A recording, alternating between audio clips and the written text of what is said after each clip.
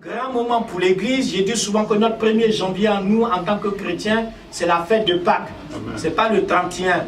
Comme nous sommes dans le monde, nous sommes obligés de trouver ces genres de prétextes aussi pour se réjouir, afin de ne pas nous séparer, ou c'est l'occasion aussi de proclamer l'évangile et d'être témoin et de se réjouir. Et la deuxième grande fête, qui est la fête des moissons, d'accord, et la fête des tabernacles. Ça, c'était les grandes fêtes. Ça veut dire que dans le peuple, en Israël, ces fêtes-là, il ne fallait pas les rater. Ce n'est pas des fêtes où quelqu'un doit venir te raconter ce qu'il fallait faire. Quel que soit l'endroit où les Israélites étaient, ils se devaient d'être présents à ces fêtes-là. Donc, mes bien-aimés, réjouissons-nous sans cesse dans le Seigneur.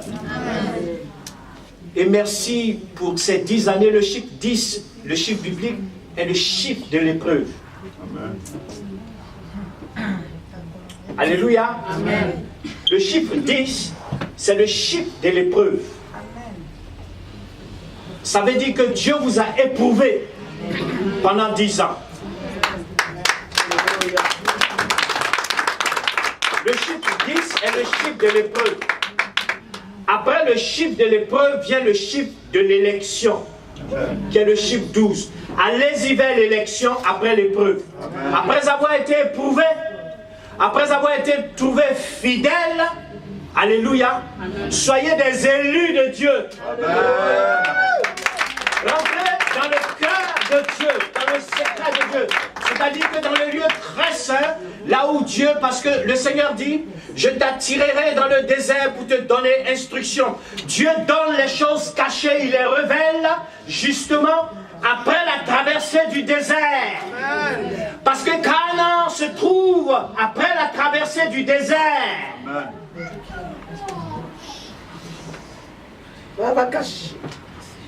Ce moment doit être le point de départ de quelque chose de nouveau et de puissant dans ta vie et dans ton service avec Dieu.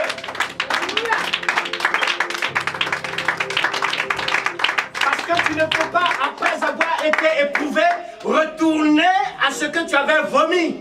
Jamais. Alléluia. Amen. C'est pour cela que, vous savez, quand on est rassemblé, que l'Esprit parle, il faut être aussi sage, parce que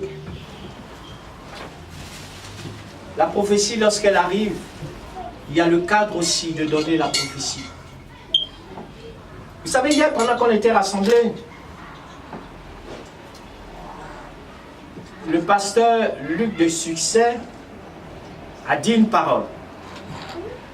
Comme on était dans la mouvance, dans la fête, elle est passée. Mais ce n'était pas le lieu de... C'était pas le lieu de renchérir. Parce que le cadre ne s'y prêtait pas.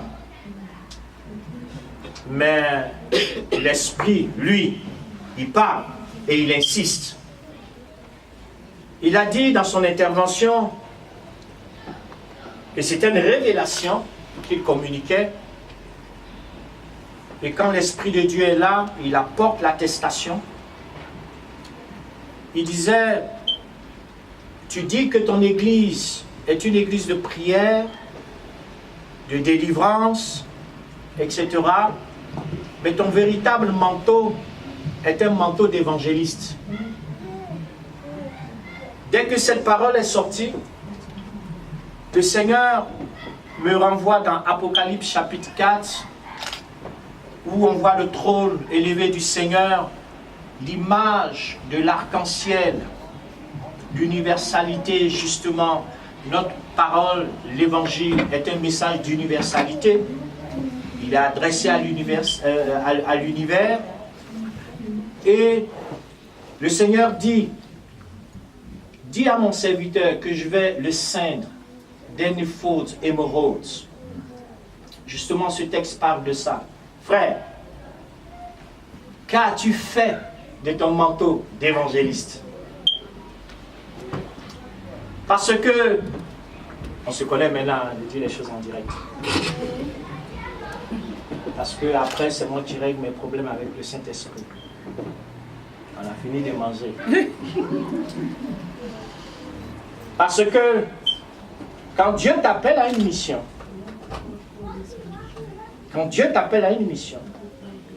il te donne un premier manteau qui est fondamental. Et après, il y a d'autres manteaux qui viennent. Après, il peut te donner le manteau de la révélation, du discernement des esprits. Tout ça, ce sont des équipements qui viennent, mais ce sont aussi des manteaux qui viennent renforcer le manteau, parce que le manteau s'alourdit après, et il change d'allure. Et après, même de l'enseignement, etc., etc., je sais ce dont je parle par expérience. C'est pour cela, il faut que celui qui porte la vision, qui est porté par le manteau, parce que la vision et le manteau vont ensemble, il faut que l'Église revienne au manteau de la vision. Est-ce qu'on se comprend ce matin? Il faut que l'Église revienne au manteau de la vision ou à la vision du manteau. Les deux vont ensemble, c'est pour ça que j'inverse. On ne peut pas les dissocier. Si Dieu vous a établi à Woolwich, que vous êtes une église à vocation missionnaire, alors que cette vocation soit vécue, exprimée et le plus mise en avant que toute autre chose. Parce que c'est du premier manteau que découlent les autres bénédictions. Amen. Vous me suivez? C'est pour cela vous êtes restés enfermés. Vous êtes restés suffisants entre vous. Vous vous êtes laissés distraire, comme le pasteur Michel disait hier, par ceux qui descendaient, par ceux qui montaient. Vous savez, il y a des choses qui viennent pour vous distraire, pour vous éloigner de votre vocation véritable. Il faut revenir à la source, il faut revenir à la vision première, il faut revenir à la vocation. Et cela doit impacter chacun d'entre vous, chaque brebis doit être imprégné de la vision du manteau et doit rentrer sous le manteau. Amen. Parce que tu ne peux rien faire en dehors du manteau.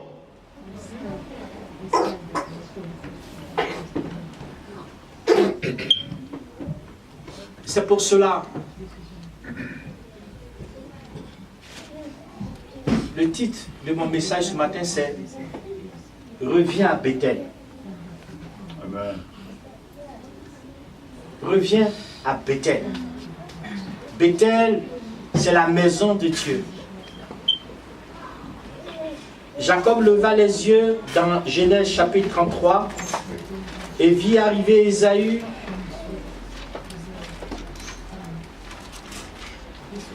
Et il vit arriver Ésaü. Il est en train de fuir.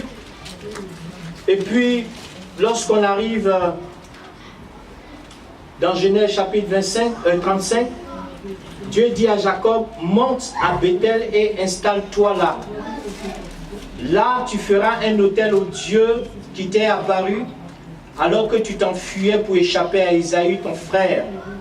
Jacob dit à sa maison et à tous ceux qui étaient avec lui, supprimez les dieux étrangers qui sont au milieu de vous. Revenons à Bethel. Il faut que l'Église, il faut que le serviteur de Dieu revienne. Parce que ça veut dire quoi? Si Dieu te dit de revenir à ta vocation première, ça veut dire qu'il a commencé déjà à préparer les provisions nécessaires. Ça veut dire que Dieu voit déjà les délivrances. Dieu voit les guérisons. Dieu voit les capacités. Bien aimé, parce que si vous restez assis, moi, ce soir à 20h31, je suis dans mon Eurostar, je suis parti, j'ai délivré le message que j'ai reçu hier exactement pendant qu'on mangeait. Puis je suis en train de vous donner ce matin. J'aurais pu le libérer hier, mais on était venu pour se réjouir. C'était un temps d'action de grâce. Ce n'était pas un temps de communication. Il faut respecter les temps de Dieu et choisir les moments pour le dire. On est en famille, on parle ce matin. Je ne suis pas venu ce matin faire une prédication. Je suis venu parler avec la famille. On est en conseil de famille. Et Dieu dit, reviens à ta vocation. Dieu t'a établi pour que tu sois un témoin. Dieu t'a établi pour que tu souffres pour son nom. Dieu t'a établi parce que de ta bouche doit sortir une parole pour guérir des cœurs. Pour guérir des cœurs, pour toucher des vies, pour changer des vies. Alléluia. Et tu t'es laissé distraire. Tu t'es laissé préoccuper par des choses qui t'ont éloigné de la vision. Et la vision, elle n'est pas terrestre, elle est céleste. Elle est communiquée de façon verticale et non horizontale.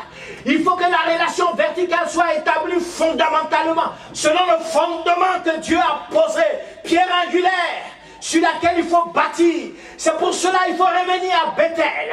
Il faut revenir dans la maison de Dieu. Il faut revenir à la source. Il faut revenir à la vocation. Il faut revenir à ce que Dieu t'a mandaté de faire. C'est pour cela qu'il dit, je sainterai dans les fautes émeraudes, pour que maintenant tu te lèves et que tu rentres et que tu reviennes dans ma maison. Là, je vais te parler. Je vais te donner les instructions. Je vais te donner les provisions. Parce que tu ne les recevras nulle part. Mais c'est à Bethel. C'est dans la maison de Dieu. Et la maison de Dieu, c'est souvent ta communion personnelle entre toi et Dieu.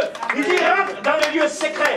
Lorsque tu veux prier, lorsque tu veux t'adresser à Dieu, lorsque tu veux rentrer en contact avec Dieu, pour qu'il te donne le message, pour qu'il te donne les provisions, pour qu'il te donne l'équipement, les matériaux qui vont servir à la construction, alors rentre dans la maison de Dieu. Reviens à Bethel.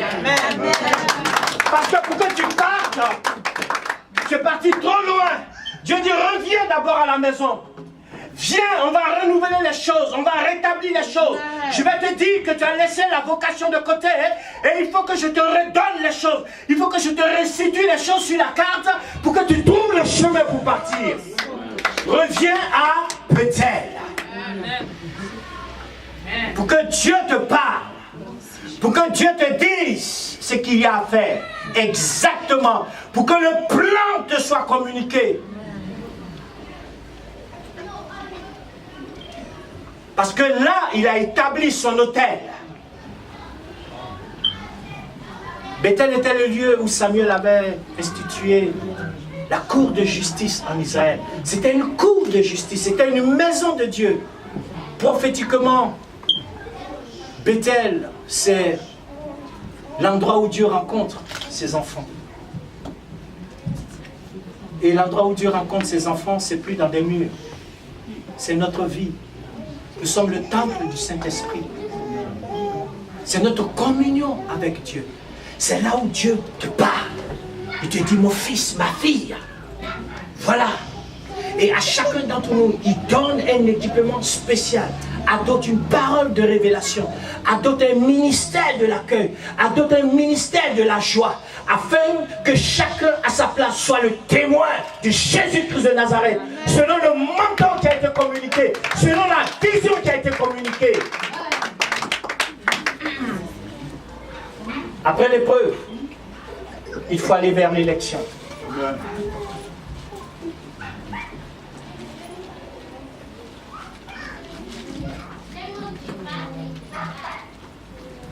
Je m'en vais vers la fin.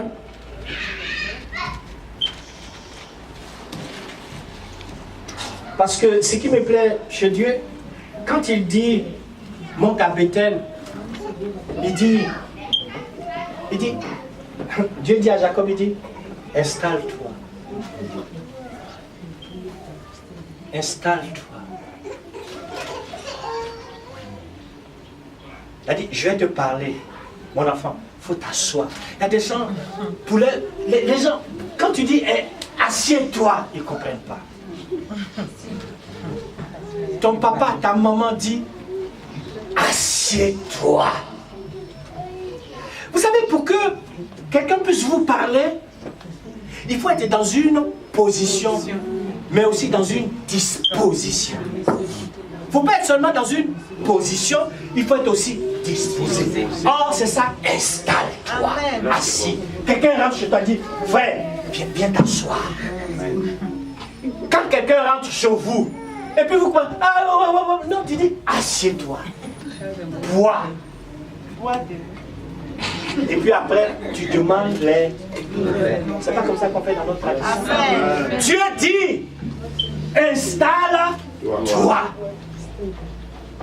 Pourquoi tu as arrêté de... Tu es dans l'église et puis tu as arrêté. Tu es dans l'église, tu es là. Dieu dit, installe-toi.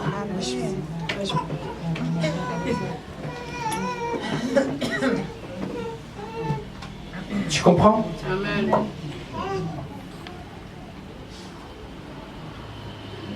Installe-toi. Un jour, j'ai eu un entretien avec toi. Je parle de Tina. Tu te souviens? Oui, t'as dit. Je t'ai dit, assieds-toi. Installe-toi. Depuis Paris, je vous vois, je regarde les vidéos. Amen. Amen. Et je suis très content. Amen. Il y a des personnes particulières comme ça que je suis. Je prie et je vois. Je dis Seigneur merci. Amen. Je vois maman Kwaku, je dis Seigneur merci. Je vois, je dis Seigneur merci. Ça va. C'est en train de rentrer. Amen. Cette personne est en train de comprendre. Les paroles sont en train de s'accomplir. Amen. Installe-toi. Il faut d'abord t'asseoir. On va t'enseigner. On va t'indiquer. Ça ne sert à rien de promener des regards entiers, d'aller à gauche, à droite. Il faut t'asseoir.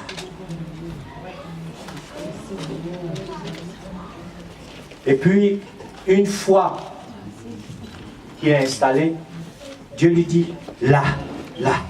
C'est tellement, tu vois, il y avait plusieurs, dans cette phase, il y avait plusieurs endroits. Il dit, c'est comme le local ici, et puis il dit, là. C'est là que tu as bâti l'hôtel. Il n'a pas dit là, il dit là.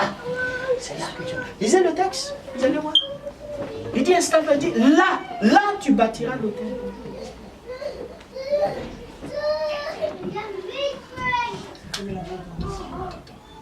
Je ne vais pas lire tout le texte. La deuxième vision de ce texte que j'aimerais communiquer aussi. À partir du verset 6, Jacob arriva, lui et tous ceux, ou bien avant cela,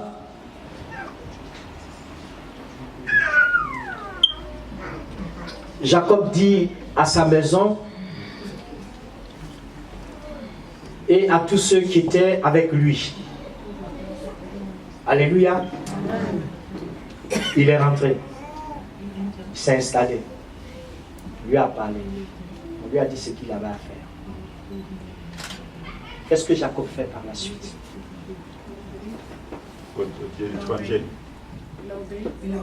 Lisons le texte. Quelqu'un peut le lire. Qu'est-ce que Jacob fait par la suite? À partir de quel verset, David? Non, à partir du verset 2. Jacob dit à sa maison. Jacob dit à sa maison et à tous ceux qui étaient avec lui. On va s'arrêter là. Est-ce que c'est Dieu qui a parlé à la maison de Jacob? Non. C'est Jacob lui-même. Il a reçu le message. Et qu'est-ce qu'il va faire? Selon la sensibilité. Nous, on ne sait pas ce qui s'est passé entre Dieu et Jacob. Mais la première réaction de Jacob, et là, je vais vraiment appeler à votre participation. Je veux que vous trouviez quelle est la première réaction de Jacob, c'est de mettre de l'ordre dans sa maison. Amen. Est-ce qu'on peut acclamer le Seigneur?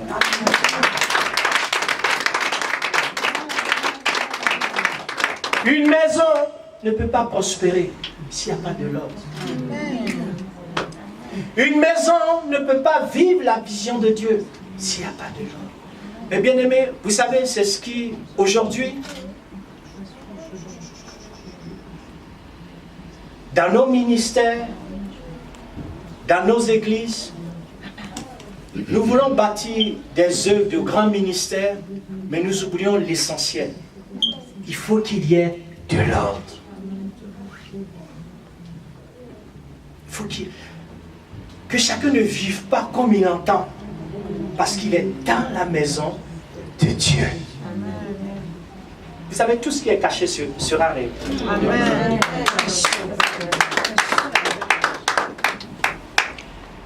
C'est pas Dieu qui est venu qui a dit, oh Jacob, à partir de maintenant, Jacob lui-même, ayant pris la mesure de l'importance de la mission. Quand tu sais que Dieu t'a donné quelque chose, tu mesures cela.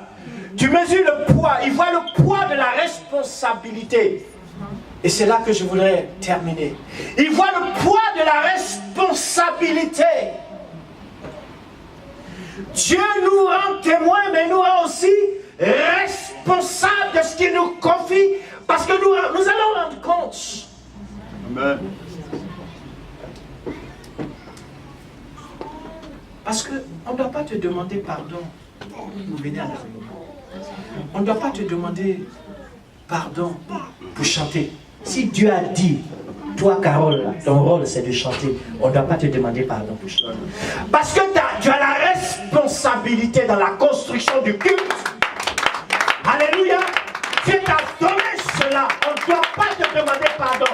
Tu dois prendre conscience que tu as une responsabilité. La conscience. Alléluia. Jacob, voyant le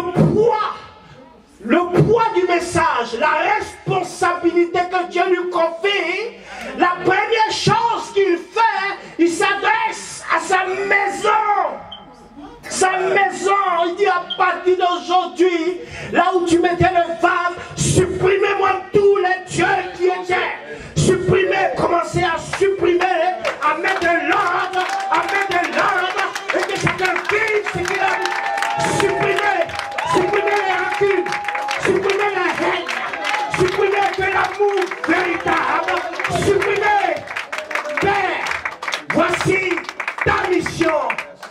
Voici, tu m'as confié une mission. Et toi-même, tu prends la décision personnelle. Quand tu arrives chez toi, je veux supprimer ceci dans ma vie.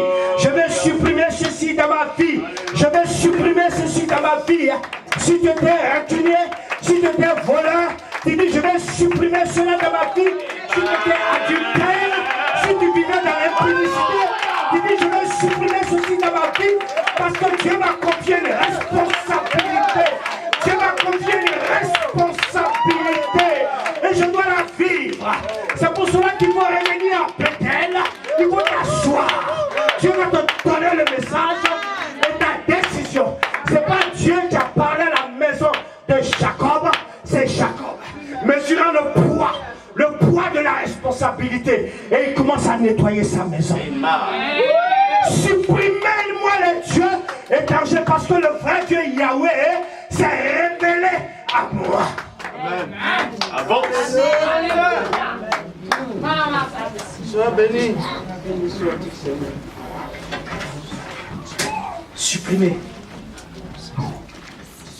Supprimez les dieux étrangers qui sont au milieu de vous. Purifiez-vous. Et puis il dit, changez de vêtements. Amen. Si tu avais l'habitude de prendre Francis, prends wax maintenant. Ah, Hollandais.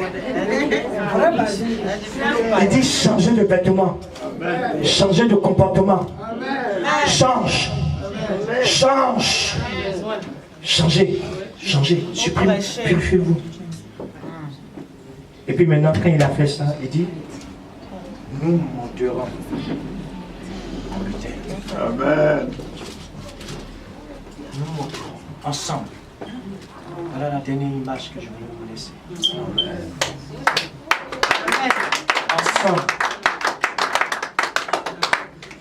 Ensemble. Ceux qui montent ensemble, ils sont ensemble. Même si Dieu va parler individuellement, mais ils sont ensemble. Ils sont ensemble. Ne va pas toi seul dans une direction. Ensemble. On va se dire.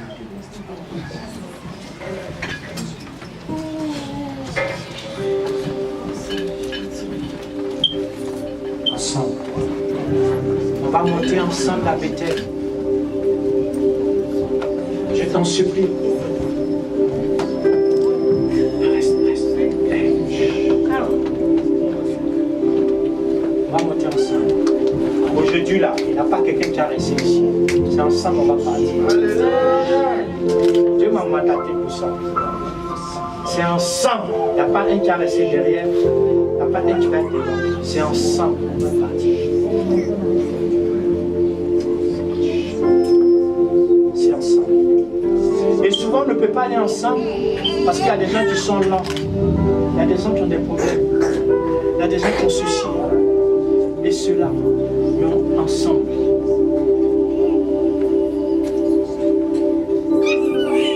Dieu me donne cette deuxième image. Il dit, dis à mon peuple ce matin, je ne sais pas ce qui te bloque, ce qui t'empêche, ce qui te pousse à ralentir, ce qui te pousse à ne pas mesurer le poids de la responsabilité.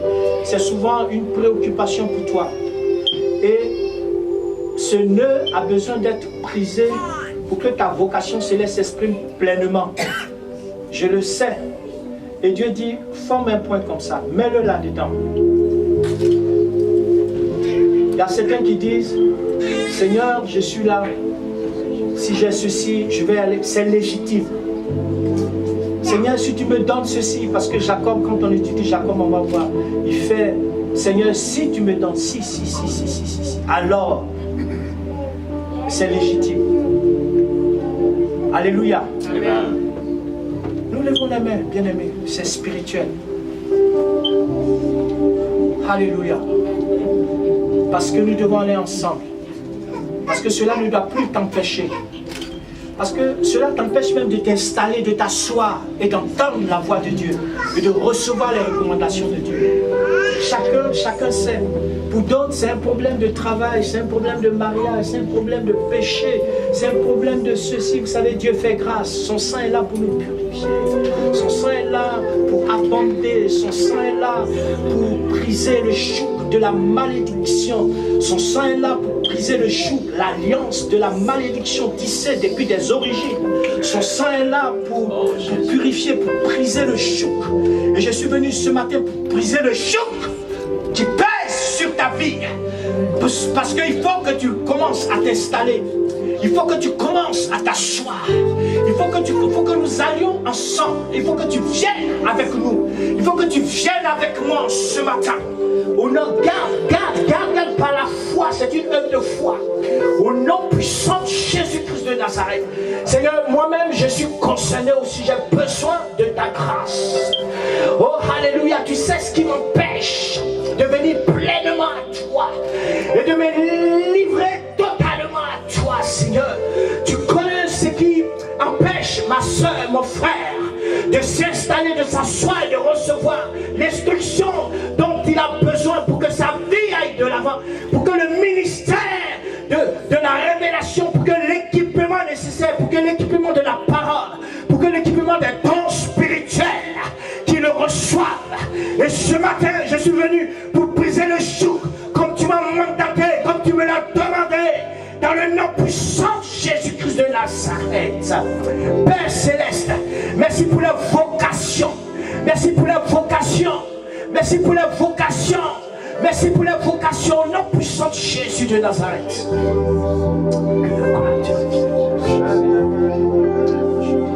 Nous baissons les mains. Alléluia. Merci Seigneur. Au nom puissant de Jésus. Laisse l'Esprit de Dieu